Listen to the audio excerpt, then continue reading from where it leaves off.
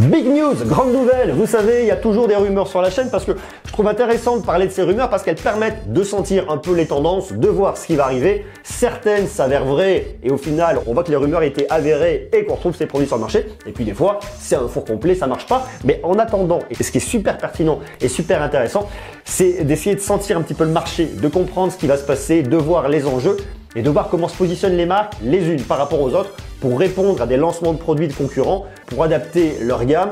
Et ça, c'est génial. Et aujourd'hui, on va parler de Samsung et du Galaxy S10 qui va sortir d'ici quelques grands mois, puisque ce sera en début 2019. Et vous allez voir, on n'est pas au bout de nos surprises. On y va.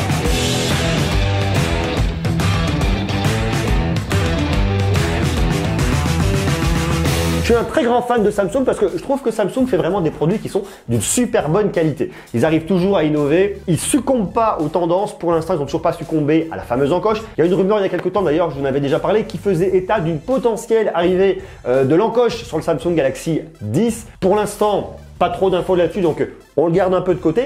L'info dont je vais vous parler aujourd'hui est vraiment intéressante parce qu'elle vient de l'analyste star Ming-Chi Kuo. Ming-Chi Kuo s'est fait connaître pour des prédictions très justes concernant Apple. Il est donc aujourd'hui un analyste star et il nous fait une analyse très intéressante pour ce Samsung Galaxy S10.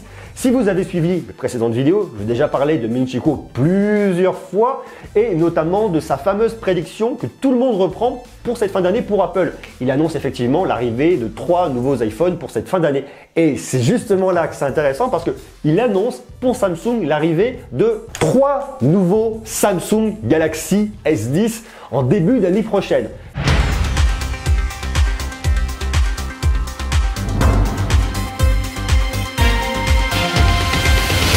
C'est-à-dire que Samsung s'adapterait réellement à la proposition d'Apple. Si c'est vrai, et c'est là que c'est vraiment intéressant, c'est-à-dire que si Samsung travaille vraiment sur 3 nouveaux Samsung Galaxy S10, ça veut dire qu'ils prennent vraiment très au sérieux les prédictions de Ming-Chi Kuo. Dès lors qu'un industriel va adapter sa gamme et va commencer à travailler sur 3 nouveaux modèles alors que les modèles des concurrents ne sont pas encore sortis, c'est quand même dingue. Ou alors ça veut dire qu'il y a de l'espionnage industriel et que Samsung sait déjà ce que Apple a dans les cartons.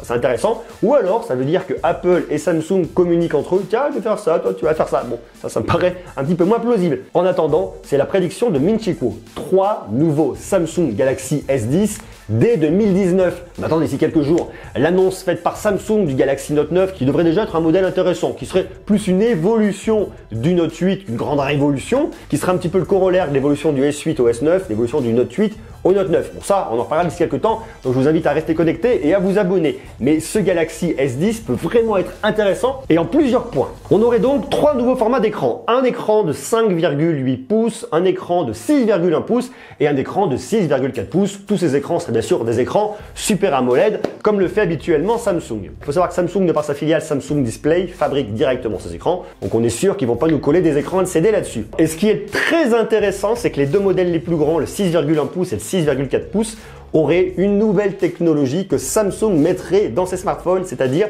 un lecteur d'empreintes digitales intégré directement à l'écran.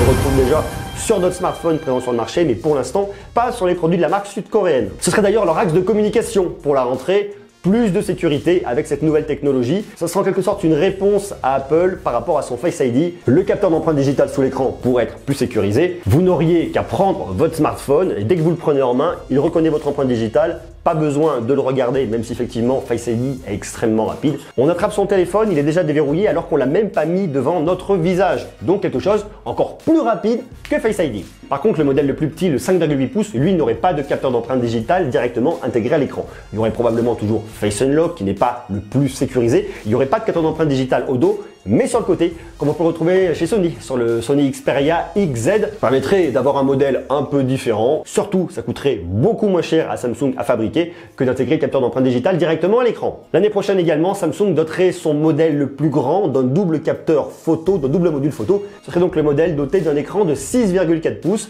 donc double module photo à l'arrière et un peu plus boosté en RAM. Ces 30 nouveaux Samsung Galaxy S10 devraient être présentés au MWC à Barcelone comme Samsung l'a fait l'année dernière pour la présentation du Galaxy S9. À noter qu'il y a une autre rumeur qui cette fois-ci n'est pas une prédiction de Ming-Chi Kuo, c'est une rumeur qui ferait état de 5 caméra directement sur ce Galaxy S10. Vous aurez donc 3 caméras à l'arrière, 2 caméras à l'avant, une première caméra à l'arrière qui serait une caméra un peu classique, une deuxième caméra qui serait un téléobjectif pour l'effet bokeh et pour pouvoir aller zoomer dans vos images sans perdre en qualité, et un troisième qui serait un grand angle. Vous auriez donc de plus grandes possibilités, et à l'avant vous auriez 2 caméras pour avoir un vrai effet bokeh. Donc ça pourrait être plutôt cool également. Voilà un peu pour ces nouveautés, toutes ces infos, toutes ces rumeurs, toutes ces tendances, tout ce qu'on peut sentir et tout ce qu'on peut voir sur ce futur Samsung Galaxy S10. Dites-moi vous ce que vous en pensez. Est-ce que vous attendez ce modèle avec impatience? Tous les 2 ans, Samsung sort un modèle vraiment innovant. On a eu un vrai changement avec l'écran Infinity et le Samsung Galaxy S8. On a vu que ce S9,